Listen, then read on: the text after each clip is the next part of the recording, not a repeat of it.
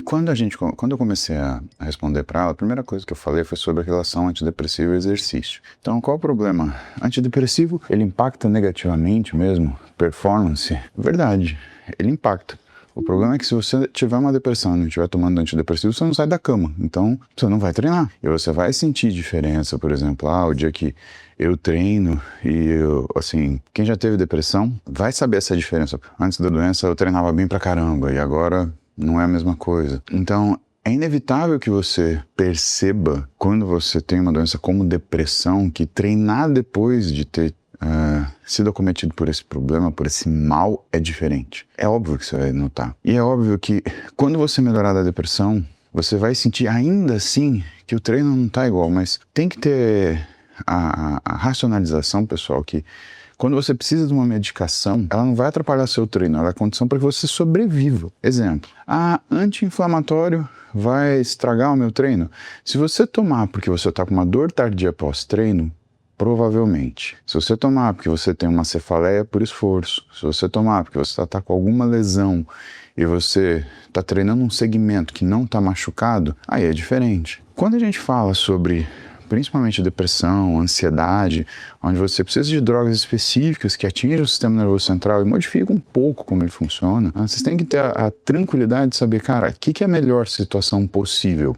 É o doente sem treinar ou é eu medicado treinando um pouco menos do que eu deveria? Porque a situação não doente treinando não existe, porque o problema existe. Então, sempre que vocês forem aconselhar alguém, se vocês forem treinadores, nutricionistas, se você tem algum tipo de contato clínico com alguma pessoa, e mesmo para vocês mesmos, tá? Lembrem que doente a gente não faz nada. Enquanto nós estamos doentes, não fazemos nada. Então não adianta a gente discutir sobre o quanto impacta, né, o antidepressivo no exercício. Porque se você estiver doente, nada. Agora eu vou dar um exemplo para vocês do contrário, né? Porque ninguém toma antidepressivo para se divertir. Toma. Eu vou me divertir, vou tomar um antidepressivo. Concorda? Só que existem medicações, por exemplo, que elas são utilizadas para você, né, como estimulante, que elas têm um efeito também de melhorar sintomas depressivos. E muitas vezes essas medicações elas são utilizadas em algumas condições que são, a gente chama de recreativo. É exatamente isso, Saraiva. Uso recreativo. Muito obrigado. Fio personal, perfeito. Recreativo. É essa palavra que eu estava procurando. Muito obrigado. Doutora Jaqueline. Bárbara, exato, recreativo. O uso recreativo dessa substância, aí ela vai cobrar um preço, né? Então, eu não preciso ir muito longe. Por exemplo, na década de 2000, pessoal, eu acho que poucos de vocês vão lembrar, a gente tinha uma série de pré-treinos que eram baseados numa substância chamada DMAA, né, dimetilmetilamina. E esse DMAA, ele era um extrato de gerânio, da flor do gerânio, que era exatamente isso, Carol. Carol Hidalgo, minha tatuadora, que fez essa tatuagem aqui que eu adoro. Cadê? Tá aqui, ó. Ela me conhece de longe, viu meu braço. É o Muzi. Posso ter perdido 300 quilos. E outra tatuagem que eu adoro, que a Carol fez, foi essa aqui. Peraí, deixa eu ver se eu consigo mostrar pra vocês. Essa aqui. Nossa, que difícil, né? Não consigo. Tá num lugar que é pra eu ver, não é pra vocês verem. Por isso que é tão importante pra mim, né? Mas é um cérebro e um coração. Exatamente. A Ale Rocha lembrou. O Jack 3D que o pessoal falava, não, mas na verdade não era Jacket. Então tinha o 1MR, que era um acrônimo para One More Repetition, né?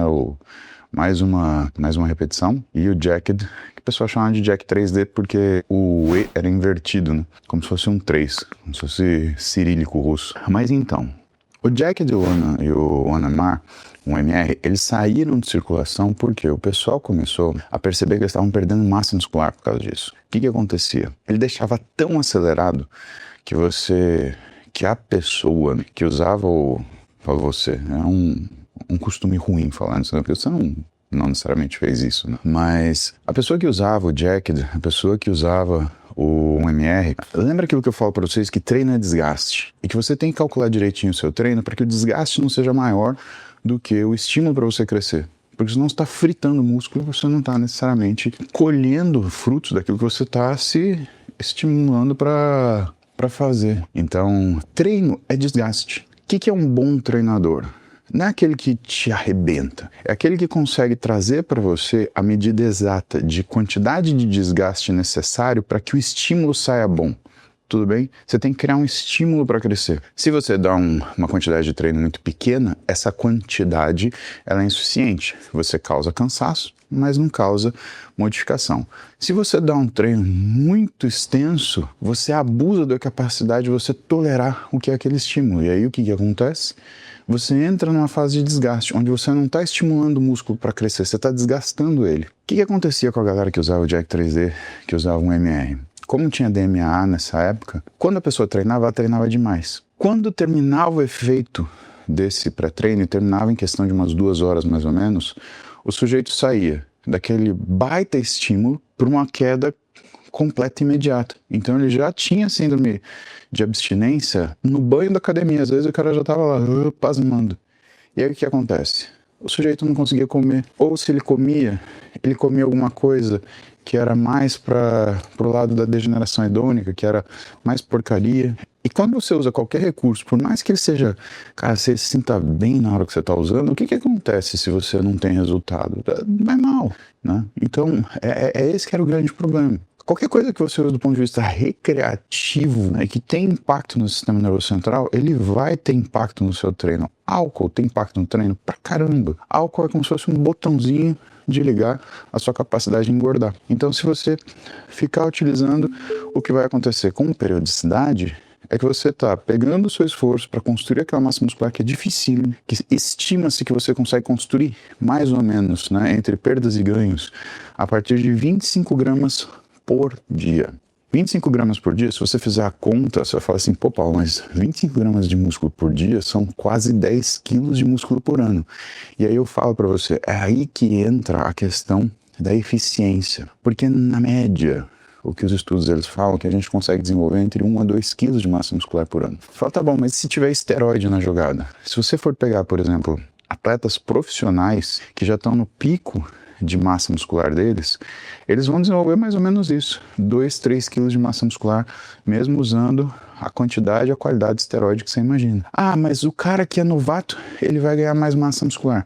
Cara, o cara que é novato, ele vai ganhar de qualquer forma, com ou sem esteroide. O que a gente fala? Para não queimar etapa. Porque se você queima etapa, pensa que, vamos pegar e falar de carro. Eu gosto de comparação de carro, vocês entendem. Quando um engenheiro ele constrói um carro com uma curva de potência e torque que obedece àquilo que o carro precisa fazer. Um carro de corrida, por exemplo, o carro que eu corro, ele é um carro extremamente potente, mas ele não é um carro de velocidade final. Ele é um carro que de velocidade final ele dá uns 280, 290 km por hora.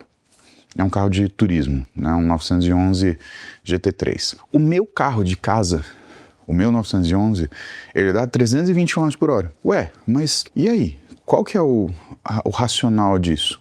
O racional disso é que quando você constrói um carro que ele entrega uma determinada potência e torque numa determinada fase, ele tem um limite disso e ele tem um aproveitamento.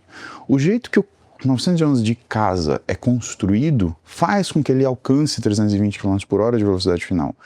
Porém, a aceleração dele não é tão brutal quanto o de corrida, que é feito para ter aquele pico de força e potência para sempre fazer o quê? Saída de curva, que é onde os carros mais ganham tempo nas corridas. É raro a gente ter uma velocidade final. Quem tiver comigo em Goiânia vai ver uma das maiores retas do Brasil, que é a reta de Goiânia. Lá o carro chega da final. Então a gente passa 280 na frente da plateia.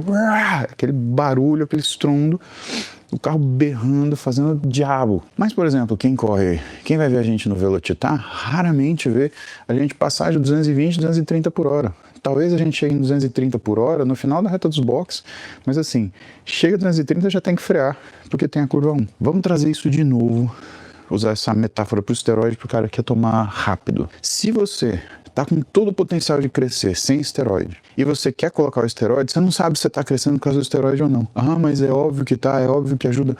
Pode ser, o problema é que você vai cravar mais rápido. Então você vai chegar num platô mais rápido. E aí o que vai te tirar do platô? Você vai tomar o quê? Por isso que quando a gente vê casos de caras que chegaram naturais, como o Dudu Fit, como por exemplo o Bitelo, cara, esses caras ainda estão desenvolvendo. Então se a gente faz qualquer coisa no meio, na ganância, mas ele ia desenvolver de qualquer jeito. Pode ser que você ganhe tempo e fique mais precoce.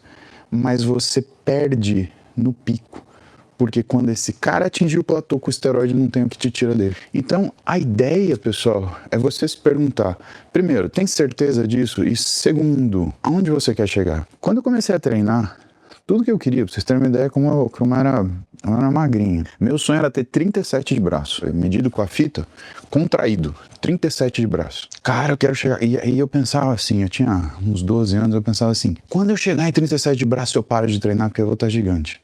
Quer dizer, minha cabeça também era a cabeça de um cara de 12 anos, né? Eu achava que eu treinava para chegar naquele físico e aí o físico se mantinha automaticamente. Lembrem assim, né? Se for conveniente para vocês, aperta o botão de seguir aí. Eu tenho recebido algumas mensagens, não são muitas, de que precisou seguir mais de uma vez porque a plataforma derrubou. Eu recebi isso do Instagram e do YouTube.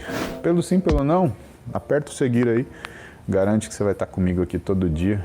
De manhã, umas 7 da manhã, estamos aqui fazendo cardio, trocando ideia para deixar o dia melhor. Combinado?